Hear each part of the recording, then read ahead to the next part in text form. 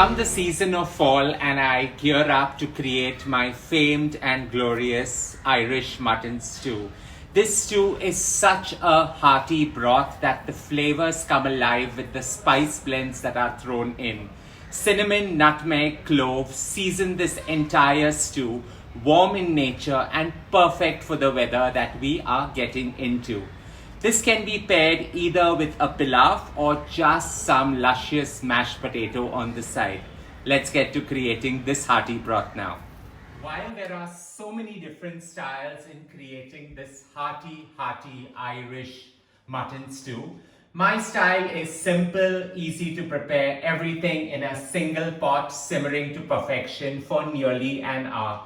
This stew goes well, like I said earlier, with any accompaniment, and you can always spike it up a thing or two by just giving it a splash of some Irish whiskey or some Irish brandy just at the end to bring about the warmth overtones.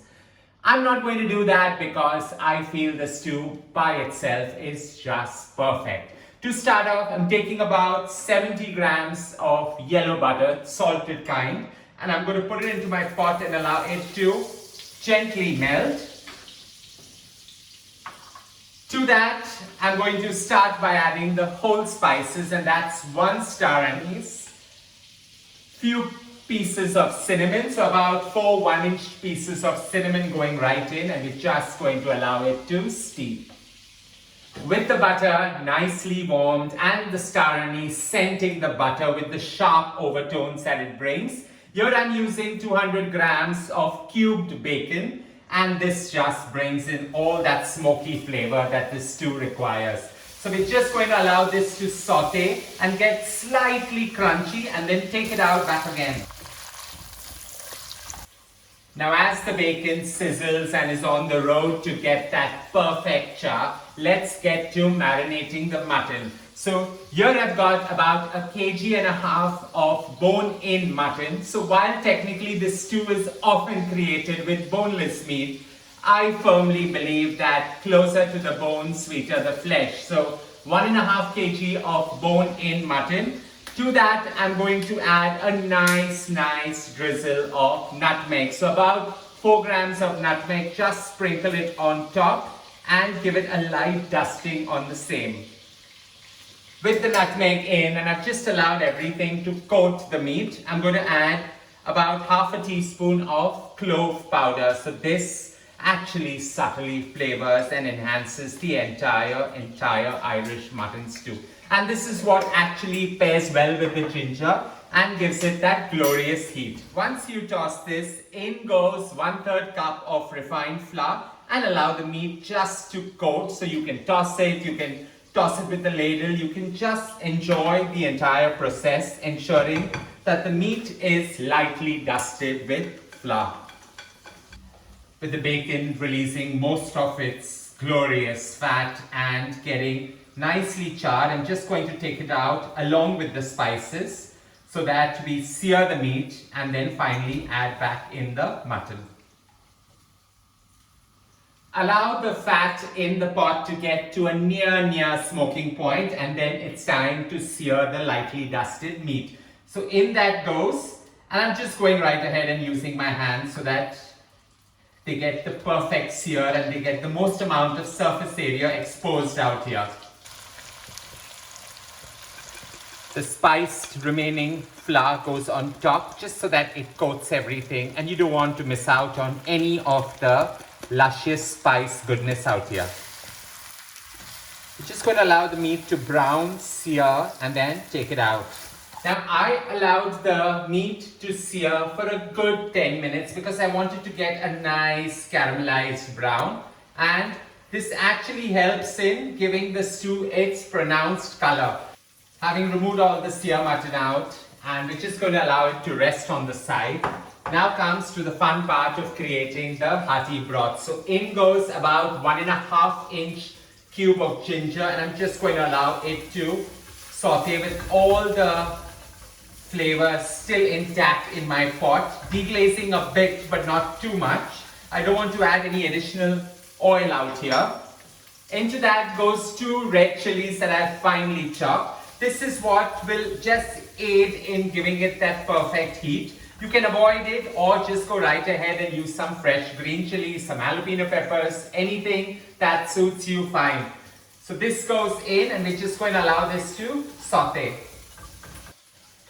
With the sharp scents coming about, in goes 2 red onions that I just roughly cut.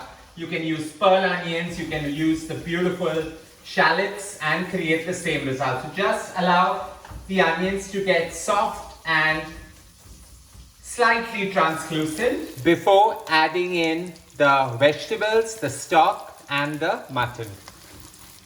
With these getting slightly translucent but at the same time still holding on to their crunch, in goes about 500 grams of peeled baby potatoes. We're just going to allow this to saute with this, getting a little bit of char so that it aids in the overall various textures that this stew brings.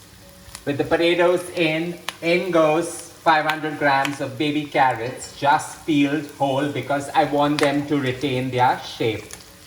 With the carrots, the potatoes getting that little char that's required, in goes the charred bacon cubes along with the spices. So we put that in, give it a gentle stir, not too much, you just want everything to marry well. In goes the glorious mutton which has been browned, with the little of its juices running in. We're just going to allow everything to mix now. Quite a Herculean task, I tell you. With everything merging together, mixing really well, in goes a fine sprinkle of some sea salt. I've added the salt right at the end because I wanted all the flavors to come out together. And the heat to elevate requires some freshly milled pepper. And while I'm going overboard over here, you can choose and suit the needs of your family. Do not hesitate to scrape off any char that settles at the bottom because that just elevates the dish and aids in the overall heat. So while everything has mixed together, the pepper scenting the entire mix, in goes 3.5 cups of mutton stock. So while I'm using mutton stock out here, you can go right ahead, take a cube variant, put it into warm water and it yields the same desired result. So in that goes, mixing everything and just about getting every crunch from the bottom merging into this stock.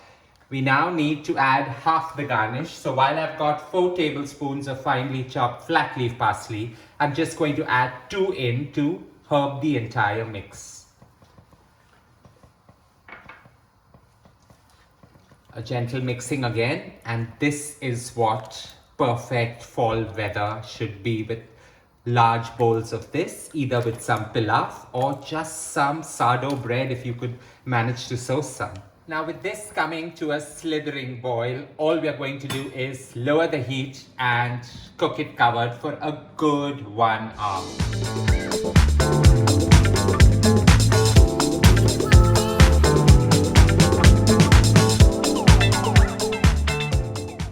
1 hour simmering to perfection. My Irish mutton stew is ready. The sharp sense of clove, nutmeg and star anise is what is required to enjoy in this perfect weather.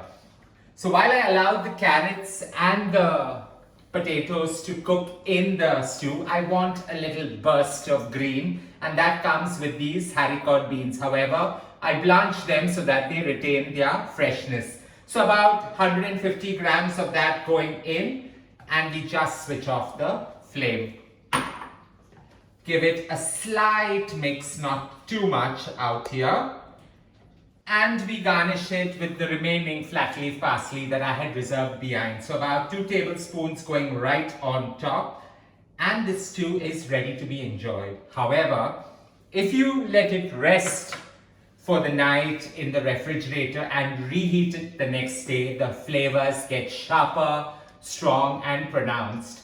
I hope you enjoyed creating this warm, fall, autumny kind of a stew. Subtle flavors of the clove, the cinnamon, the star anise, and the ginger coming together in this hearty broth. While I'm going to pair this with some pea pilaf, go right ahead, enjoy it with any rice variant or just have it with some sourdough bread on the side. Don't forget to share loads of love by hitting on the like button. And as I always say, you need to subscribe.